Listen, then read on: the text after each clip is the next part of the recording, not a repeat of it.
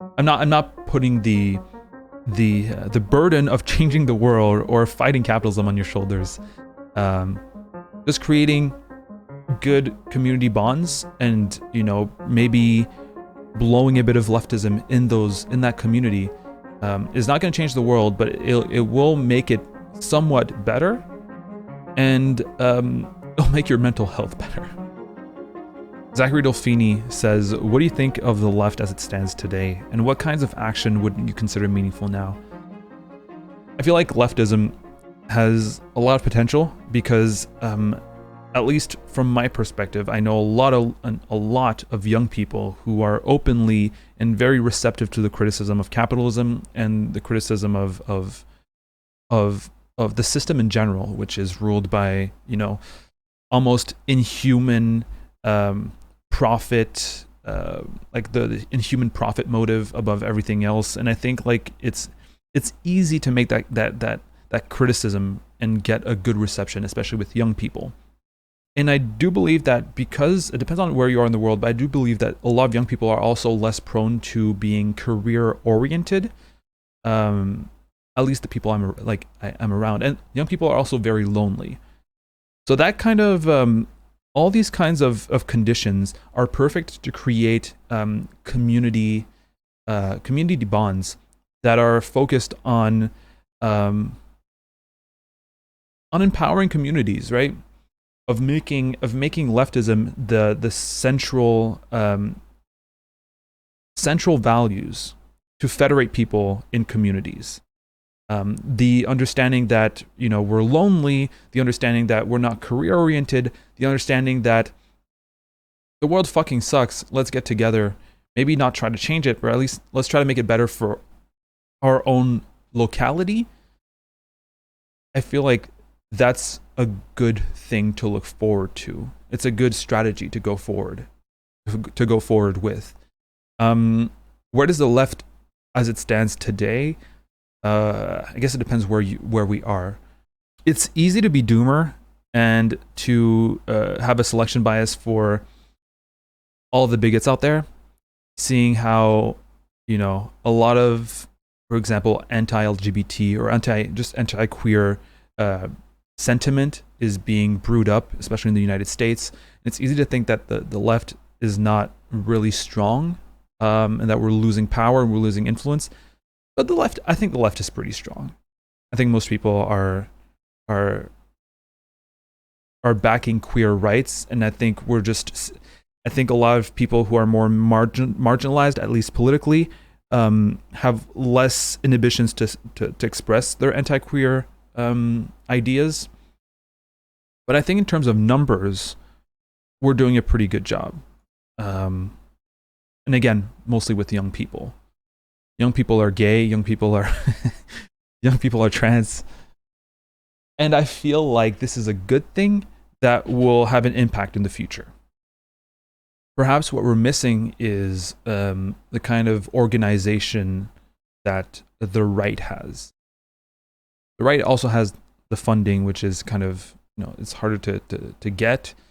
But yeah, I think the left has the potential to reach out to liberals, to reach out to centrists. We have good talking points concerning climate change, concerning wealth inequality, and pointing to them, to people who are, let's say, more centrist or not as politically motivated in general in life.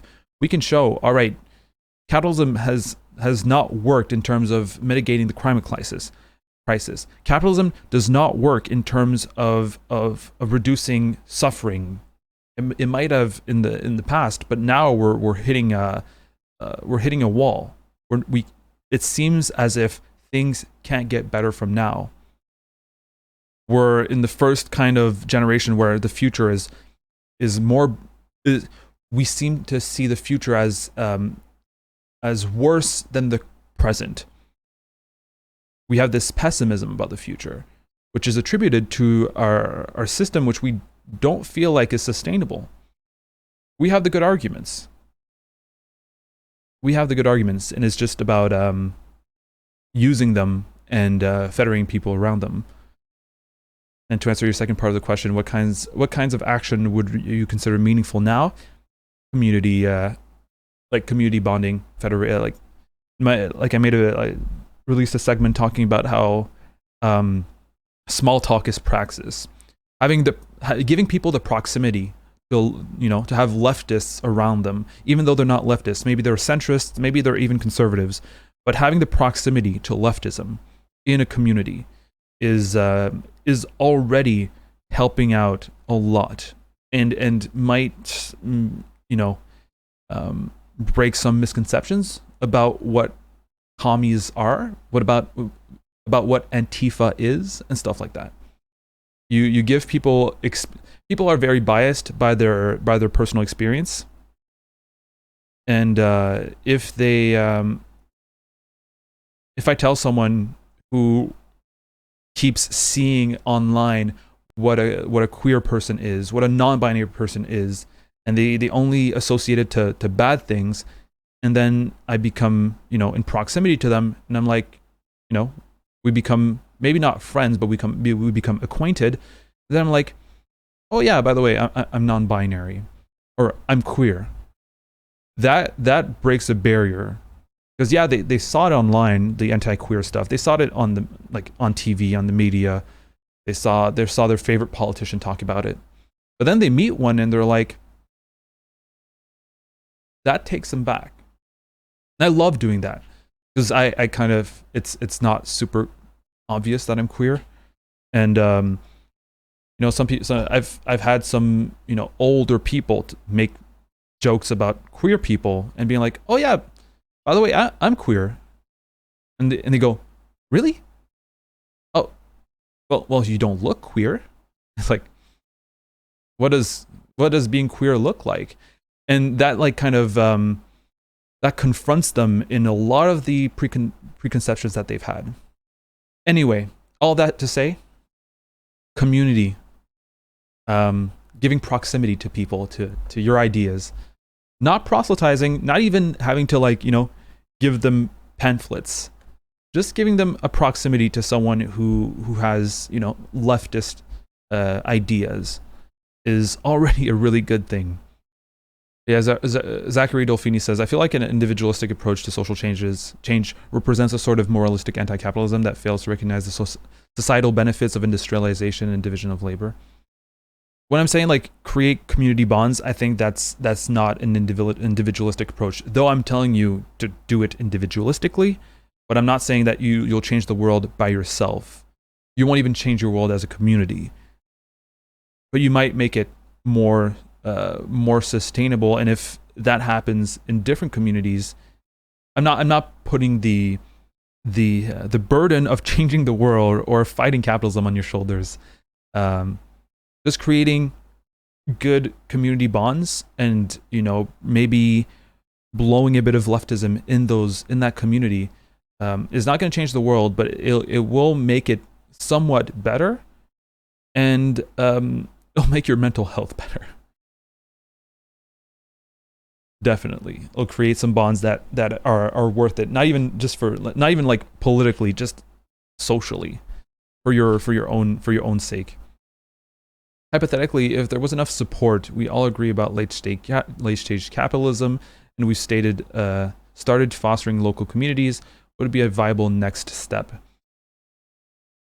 That's the answer I often like to give is decide within your community. If you've fostered a local, strong, empowered community, then you can choose what the next step is, right?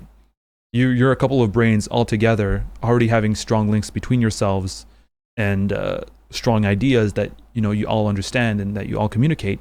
So figure it out for yourself. I don't know. I can't tell you what to do. I could imagine you trying to build all right, prefigurative politics. What the IWW would say, build the new world in the shell of the old. Build it with your community. Build the new world in the shell of the old. For example, I've read about this community in Quebec where a group of people, well, there's a lot of people going back to rural areas in Quebec, me being one of them. The one that I'm in is not super dynamic yet. We're gonna change that. But for now, it's not super dynamic. And there are parts of Quebec where people from the city go to rural areas, and there's a lot of young people with ideas, young people with the ideals of community. And for example, that the village I'm thinking about, a couple of young people in the city center, the village, I should say, bought a building which is central to the city and made it a cooperative grocery store. Like, of course, there's still problems to the whole idea of grocery stores. Yeah, they might control the prices in the grocery store, but you know, they can't sell lower or sell their food lower than what the providers already sell the food for. So they're not, you know, it's not amazing, but it's a community focused or community managed grocery store where there is no cashier. Everything is automated in terms of the cash registries are automated. There how do you call it, not the supplies, but the inventory. The inventory is also automated. So let's say you sell this quantity of, I don't know, of food, then it's ordered later in the week. So that's how it's automated for the supplying of the grocery store. There is the cooperative, because it's members, is managed by the cooperative, by the customers of the cooperative, in the sense that there is no, if I remember correctly, there's one person who volunteers at the grocery store, who does the stocking, who looks over the caches. And the great thing about this grocery store is that it's 24/7. So it's open to the public during the week, during the day, I mean, all week. But at night, or at night after the opening hours, every member of the community who's part of the cooperative has like some kind of card, or the key at least, to go into the grocery store and do their groceries if they want at 11 p.m. at 11 p.m. Yeah, 11 p.m. or 2 a.m. or 3 a.m. They get their own thing, and they not cash out. There's no physical money, so it's all with credit cards and whatever. And they just you can pay at 2 a.m. without anybody else in the grocery store. And there's this kind of trust among everyone that and it's working. And that's the kind of things that you can build as a community if you have a strong community. Of course, that kind of initiative, if you don't have a strong community, can be harder, right? You need a lot of trust in your I don't know how to say it, compatriots. You need to trust them a lot to say, all right, you have to check out yourself, and nobody's gonna enforce this. But it's working, and it's amazing, and I think that's a really, really good, a good thing. You can, as a community, you can build community gardens. You can build, there's different ways that you can create things. You can have like a community garage, in a way, where everybody puts tools in the garage that people can use, put back. There's a lot of things that you can do if you have an empowered community, a community that is like this. But the first steps are to actually build that community and get together and slowly but surely getting people to join in and do cool stuff together. Gibran Almari says, how do you approach your community to do change? That's a good question, and I guess it depends on the community. Some things I can tell you, and it might work, it might not work. As I've said, small talk is a good way to start. Go out and see your neighbors. Go there with an open mind. Approach your neighbors with an open mind.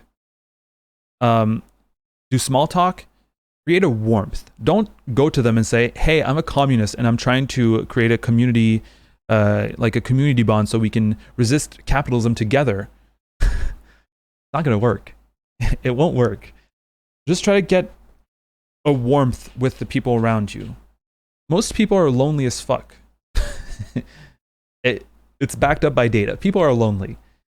So you can create, and there might be like at first like a kind of coldness, because we're not used, a lot of people are not used to having this community feeling of this community bond. But just get to know people around, you know? Sometimes just a smile, a wave, or you can just go and talk, small talk. Get to know their names. That's already a first start. And then eventually, once you know their names, once you know these kind of things, you can invite them and have a, you know, decide, say, hey, I'd like to have a dinner with some people around, you know, around the community. It can be like your immediate neighbors for now. And yeah, I'd like to have a dinner. Some people, most people, I think, might say, oh yeah, let me get back to you on that. And they're like, oh, can I add you on Facebook so we can coordinate that? You already added them on Facebook. There you go. I've created community bonds with people around here many different ways. One was when I decided to make people sign a petition to lower the speed limit in front of me, and just that had people open up so much. They were so happy to be talking about their experience with living on a street that goes, you know, that allows cars to go 80 kilometers per hour. They were happy to, you know, talk about that experience. I don't know how many times they have to you know, to talk about the pros and cons of living on that kind of street. Just listening to them makes them, you know, makes them feel appreciated and creates that warmth with them. Maybe they'll ask you, why are you doing that? Most people will appreciate the fact that you're getting involved in your community. That was one of the reasons. Second way is during the elections. There's a more left-leaning party in Quebec, and I was knocking on doors for that party. Most people were really happy to just be talking about politics. You say, hey, I was for, it's called Québec Solidaire. I was like, hey, I'm for Québec Solidaire, and like we're wondering if you were thinking of voting, if you had, you know, considered who to vote for, and which issues you think is important. And you might think people will get annoyed, and some people do, obviously, but most people are just happy to be heard because they follow politics. Most people follow, at least here, maybe not in America, but here people follow politics and they listen to a lot of people, but they're very rarely heard. A lot of people tell their opinions on the news. People give their opinions. The politicians are giving their opinions. They're talking back and forth, but nobody ever listens to them and what they think. So you go there and you're like, yeah, I'm want to talk about politics? I'm here to listen. And people open up. And that creates, again, a link or a trust. And another thing is just go outside. I went for a walk the other day, and a woman that I've met through the signing the petition, through doing the knocking on doors for the elections, that lady, I've talked to her briefly, but then I was walking the street and I saw her, and she was super happy to see me. So I went to go see her. She's a low-income lady, disabled. She's very alone, and we discussed, and she gave me, I have it in my pocket here. She gave me this. La Sainte Bible. Pourquoi me refuser? It's the Saint the Saint Bible. Why refuse me, or why reject me? Listen, I'm no man of faith. I'm no person of faith. I don't believe in God. I don't believe in the Bible, and I refuse the Bible. And it's asking me, why am I refusing it? But we had a good discussion. Most of it was just me going, oh yeah, oh good. Most of it was that. But she opened up. I was able to tell her, or make her say, that capitalism sucks. Which is good. Once you break that barrier of being a stranger to your neighbors, the possibilities are endless. It can be anything. You can do anything.